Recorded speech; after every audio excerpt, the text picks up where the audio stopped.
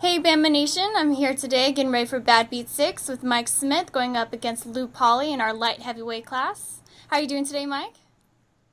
I'm doing great. How about you? I'm doing well. Going into this fight, your stats stack up as 0-0 and Lew Polley is 10-4. But do you want to tell us a little bit about why that is? Uh, well, I have two pro fights under my belt now, but this will be my first commission fight for California.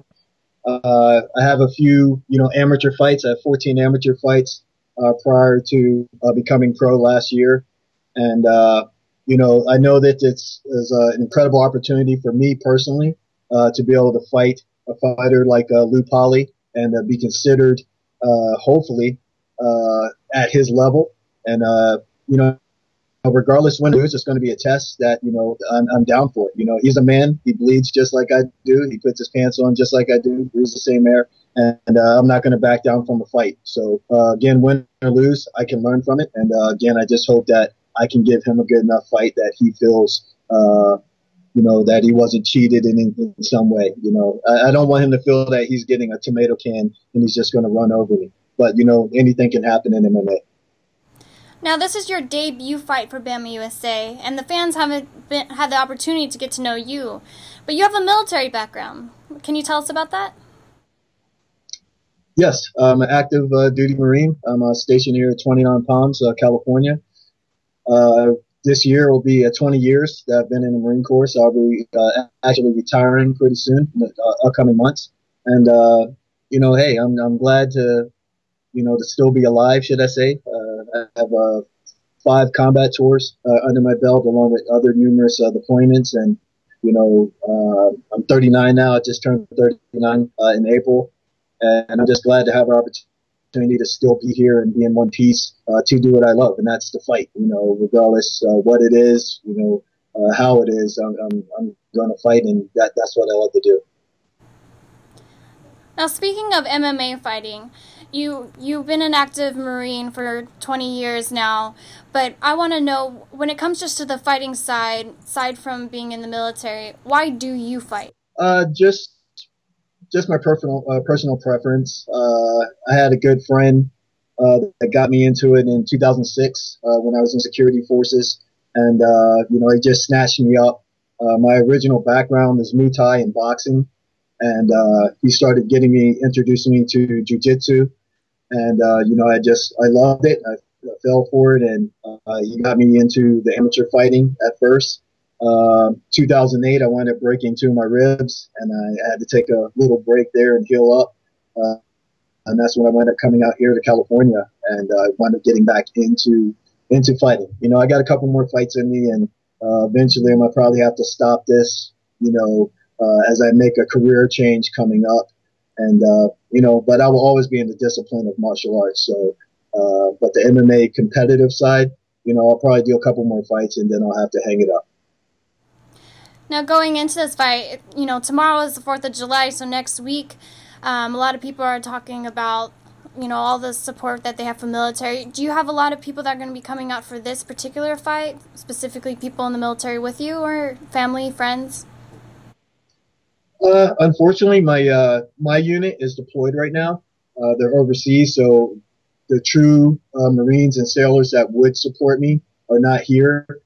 There's a few back here, and I'm trying to, just, put it out there that I fight. And a lot of people see me like in the base paper and articles and things like that, so they know I fight. But, I mostly get a lot of the checks in the mail when it comes to people, saying they're going to come to my fights.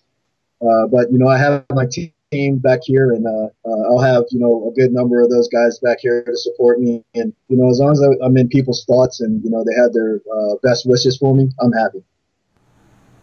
Now, for those who are overseas, those that may have access to internet, they can actually watch your fight still, even though they're not going to be present at the actual fight, by watching live stream and the connections on our site for Bamma USA.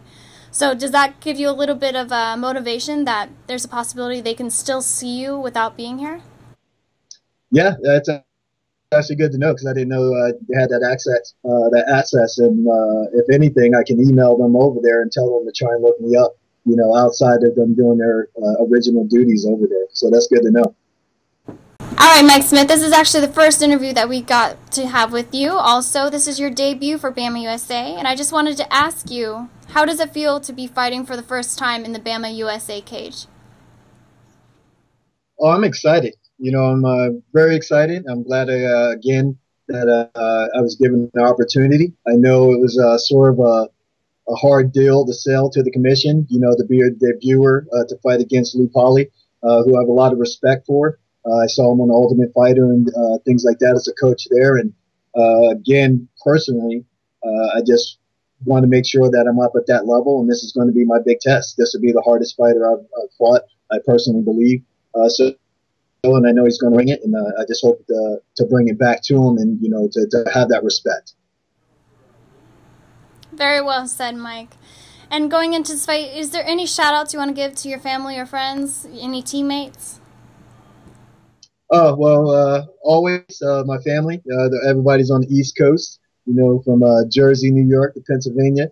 And then, of course, Fight Club 29, my team members there, and especially to my coach, Mark Aleko. He's a mentor. He's a father figure, and he's an awesome guy, and he does his best in everything he can for our team. So he has definitely pulled me along the past 2 years to accomplish the things that I have accomplished, and I thank him and I love him for it.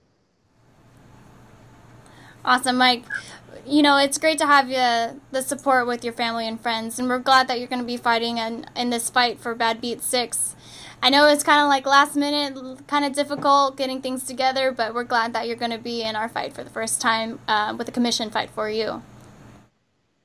Oh, thank you very much. Thank you. I appreciate it.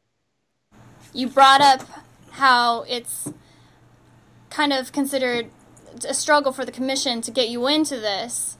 So it kind of puts you into the underdog role.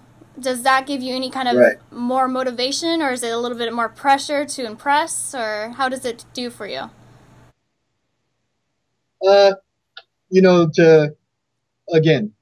Going against a veteran fighter like Lew Polley, that if I'm the underdog, I'm the underdog. There's always somebody better, and regardless, I'm a fighter, so I'm not that type of fighter that's going to look at somebody's record and go, ooh, this guy's Chuck Norris, I'm not going to fight him.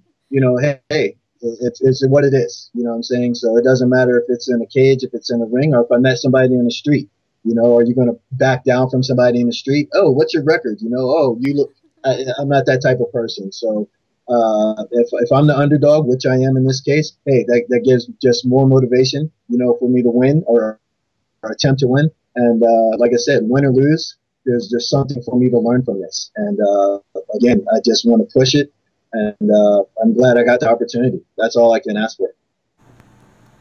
Well, we're very grateful to have you filling in for this fight and going up against Lew Polley. He's a tough guy, but, with your military background and the fact that you've been training in so many different areas, I'm pretty sure that the underdog role isn't going to matter. You're just going to put on a good fight for the fans. I hope so. And that's the plan, and we'll see.